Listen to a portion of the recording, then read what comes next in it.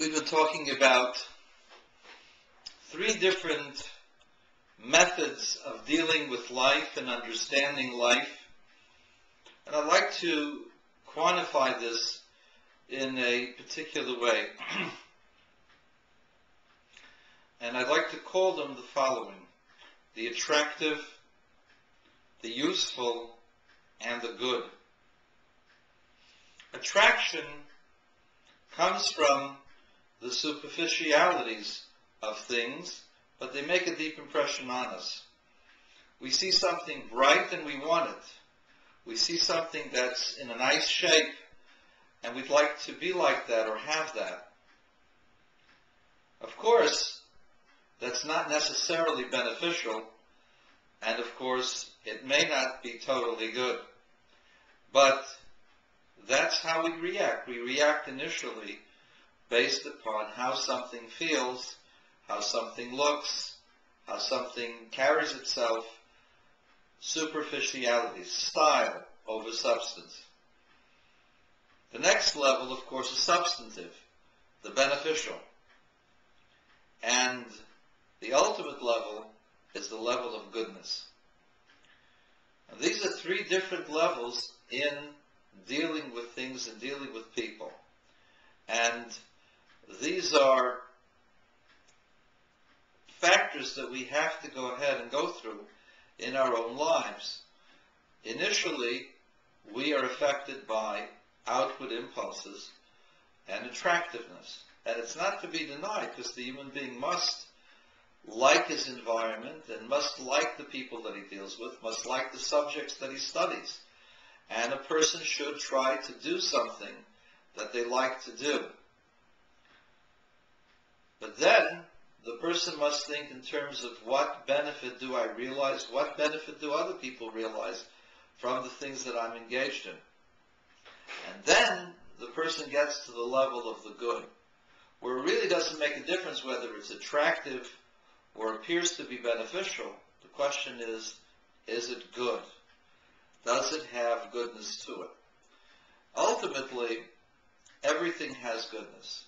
Even negative things have goodness, because there isn't a thing in the world that does not have some redeeming quality to it. And this reminds me of the great story of the great sage Rabbi Elazar, son of Rabbi Shimon. Rabbi Elazar, son of Rabbi Shimon, was once very, very proud of himself. He had completed an important course of study in the academy and was being touted as one of the great minds and one of the great teachers of the next generation. Coming back home, he was greeted by a man who was very, very ugly, the Gemara says. But the Rebbe adds, it couldn't be that just his physical qualities were ugly. But Rabbi Elazar, son of Rabbi Shimon, saw that this was a man devoid of good qualities at all. He was a vulgar person. Common terminology, a lowlife, and worse. And this man greeted Rabbi Elazar and said, "Welcome, my teacher, my master." Rabbi Elazar looked at him and asked him, "Are the other people in your town as ugly as you? I've never seen a man as ugly as you." What was Rabbi Elazar telling him?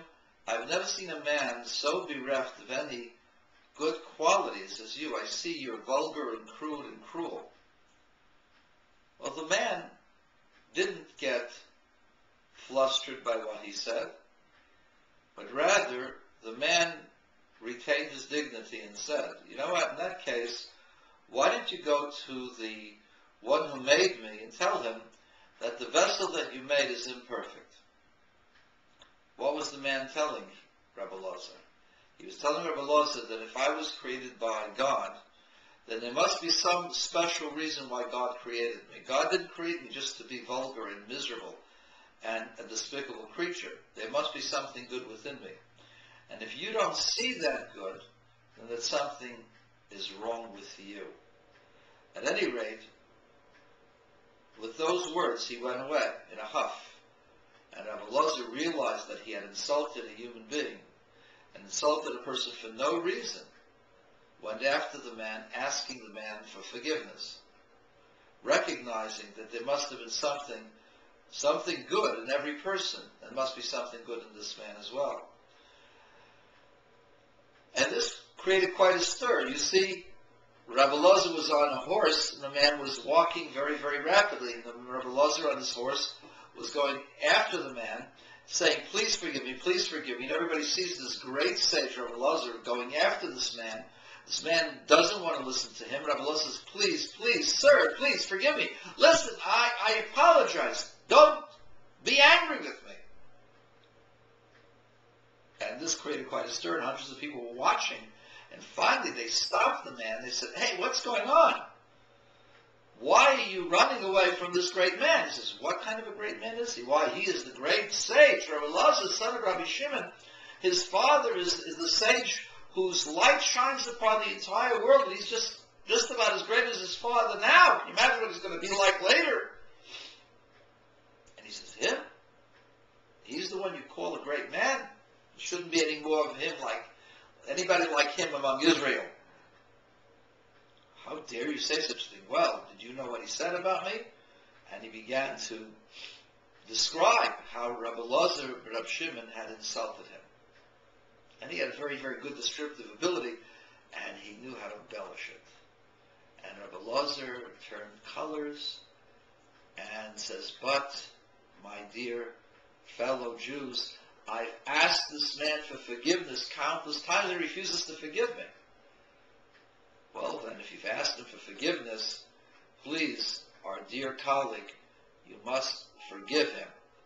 And so, the man forgave him on condition that Rabbi Elazar ben Rabbi Shimon would never, ever be so superficial. For you see, even in the bad and in the ugly, there exists goodness, because at the